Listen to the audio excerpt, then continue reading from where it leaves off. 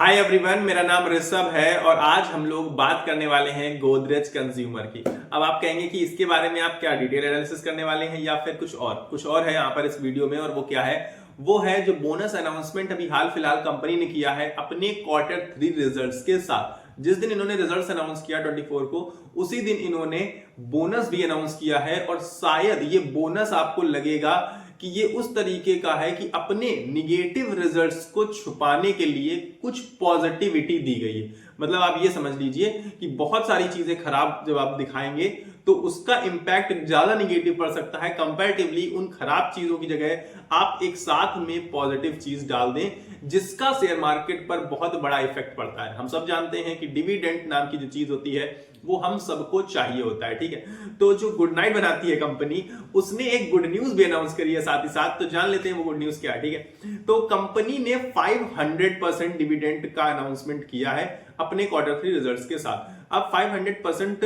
क्या होता है, ये 500% डिविडेंड क्या है? कंपनी के अपने अपने जितनी वैल्यू पर है उसका 500% देने वाली है, नहीं। एक फेस वैल्यू नाम की चीज होती है जो कि 1, 2, 5, 10 कुछ भी हो सकती है कंपनी की। तो एक फेस वैल्यू पर ये 5 रुपए का डिविडेंड दे रहे हैं। मतलब इसकी फेस वैल्यू 1 है तो ये 5 रुपीज डिविडेंड दे रहे हैं, तो कहा जाएगा 500% का डिविडेंड, ठीक है। तो गोदरेज जो है वो BSE 100 इंडेक्स में आती है कंपनी, यानी कि कंपनी काफी बड़ी है कंपैरेटिवली। और मार्केट कैप के लिहाज से अगर हम देखेंगे तो 1,15,000 करोड़ अप्रोक्सीमेट वैल्यू आती है मार्केट कैप में इसकी, ठीक। और कंपनी जो है वो 500% डिविडेंड की घोषणा कर चुकी है ऑलरेडी, हम जानते हैं, यानी कि 5 रुपए का डिविडेंड, यानी कि जितने नंबर ऑफ शेयर्स आपके पास होंगे उतने मल्टीप्लाई आप 5 करा लीजिए, उतना अमाउंट आपके अकाउंट में क्रेडिट हो जाएगा। तो आगे बात करते हैं। तो इसके लिए रिकॉर्ड डेट क्या तय की गई है कि आपके पास अगर 3 फरवरी रिकॉर्ड डेट है, 3 फरवरी तक अगर गोदरेज कंज्यूमर्स स्टॉक है जो, उसके नंबर ऑफ शेयर्स कितने भी XYZ आपके पास हो सकते हैं, अगर आपके पास गोदरेज कंज्यूमर के शेयर्स हैं 3 फरवरी तक, तो आपको इस डिविडेंड का फायदा जरूर से जरूर मिलने वाला है। अब इस पर एक बहुत अच्छी अपॉर्चुनिटी क्रिएट होते हुए आपको दिख रही होगी, लेकिन मैं अभी इसमें कुछ और बातें आपको बताऊंगा जिसकी वजह से आपको लगेगा कि कंपनी अभी बेहतर सिचुएशन में नहीं है बाइंग अपॉर्चुनिटी वालों के लिए। मतलब डिविडेंड देखिए उन्हीं को मिलेगा जिनके पास गोदरेज कंज्यूमर का शेयर होगा। अब अगर आपके पास एक शेयर है तो आपको 5 रुपए मिलेगा, आपके पास 100 है तो आपको 500 मिलेंगे। मतलब मल्टीप्लाई आपको 5 कराना है सिर्फ और सिर्फ, ये आप तो जानते हैं ये सारी चीजें। तो अब आप कंपनी के ऊपर आइए, क्योंकि आपको पता चल गया कि ठीक है 3 फरवरी तक अगर आपके पास गोदरेज कंज्यूमर का स्टॉक होगा तो आपको डिविडेंड मिलेगा, डिविडेंड का फायदा मिलेगा। और डिविडेंड के लिए रिकॉर्ड डेट 3 फरवरी है और क्रेडिट डेट है 23 फरवरी तक। मतलब 23 फरवरी तक आ जाएगा, अमूमन लास्ट डेट तक ही आता है। तो 23 फरवरी तक आपको ये बैलेंस जो आपका डिविडेंड है इनकम, वो आपके अकाउंट में क्रेडिट हो चुकी होगी, ठीक। अब बहुत सारी जरूरी चीजें क्या है कि कंपनी के Q3 के रिजल्ट्स शानदार नहीं थे, मतलब खराब थे इनफैक्ट मैं तो कहूंगा। इसके अलावा जो और मेजर चीज है, क्योंकि Q3 के रिजल्ट्स यानी कि कोई भी क्वार्टर खराब हो सकता है। रिजल्ट्स यार देखिए, कंपनी के रिजल्ट्स वेरी करते हैं, और सिर्फ इस कंपनी के नहीं, किसी भी कंपनी के रिजल्ट्स वेरी कर सकते हैं। लेकिन प्रॉब्लम वहां पर आ जाती है जब चीजें और ज्यादा बिगड़ती हुई नजर आती हैं। और ज्यादा क्या बिगड़ती हुई नजर आ रही है, Q2 से लेकर Q3 के बीच में, यानी कि दिसंबर क्वार्टर जो आया है, इसमें प्रमोटर्स ने अपनी होल्डिंग बहुत बड़े मार्जिन से कम कर दी है। बहुत बड़ा मार्जिन कितना है, करीब करीब 10% से कम कर दी है।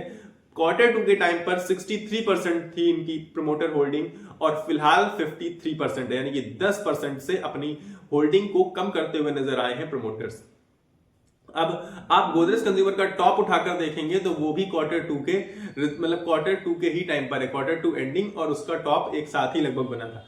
अब उसके बाद इन्होंने टॉप पर लगभग प्रमोटर्स ने 10% माल निकाल दिया है, लेकिन इसमें भी एक पॉजिटिविटी छिपी है, और वो क्या है कि अभी भी 53% अगर प्रमोटर होल्डिंग है, जो कि मैं कंपैरेटिवली अगर 50% से ज्यादा प्रमोटर होल्डिंग है तो मैं उस कंपनी को बेहतर मानता हूं। लेकिन एक ही क्वार्टर में 10% सेलिंग करना प्रमोटर्स का, यह दर्शाता है कि कंपनी में प्रमोटर्स का भरोसा कम होता हुआ नजर आ रहा है।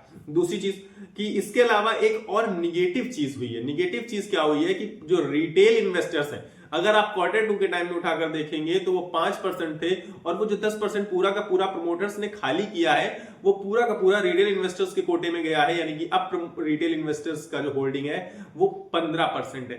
अब आप समझ लीजिए कि कुछ निगेटिविटी काफी ज्यादा बढ़ती हुई दिख रही है। अब आपको क्या करना है, ये डिसीजन तो मतलब आप ही ले सकते हैं, लेकिन मैं आपको इस वीडियो के थ्रू सिर्फ और सिर्फ इतना ही बताना चाहता था कि अगर आप डिविडेंड चाहते हैं तो 3 फरवरी के पहले पहले आपको गोदरेज कंज्यूमर का शेयर लेना पड़ेगा और 3 फरवरी के बाद आप मतलब 4 फरवरी से नेक्स्ट डे से आप उसे सेल कर सकते हैं। इसके बाद आपको अमाउंट आपके अकाउंट में क्रेडिट हो जाएगा, भले आप 4 फरवरी से सेलिंग स्टार्ट कर दें। तो अगर आप डिविडेंड का फायदा उठाना चाहते हैं तो 3 फरवरी से पहले आपको गोदरेज कंज्यूमर्स के शेयर को बाई करना पड़ेगा, तभी आपको डिविडेंड का फायदा मिलेगा।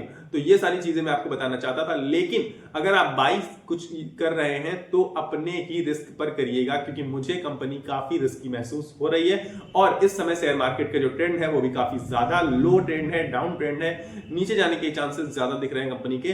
फिर भी डिविडेंड की वजह से शायद यहां से गिरावट रुकती हुई नजर आ सकती है, लेकिन अपने टॉप से काफी भारी गिरावट ऑलरेडी ये शेयर दिखा चुका है। तो ये सारी चीजें मैं आपको बताना चाहता था। फिलहाल अगर आपको वीडियो पसंद आया तो वीडियो को लाइक कर देना, चैनल को सब्सक्राइब करके मेरे साथ जुड़ जाना, ताकि आपको ऐसी मजेदार खबरें, ऐसे मजेदार वीडियोस मिलते रहें।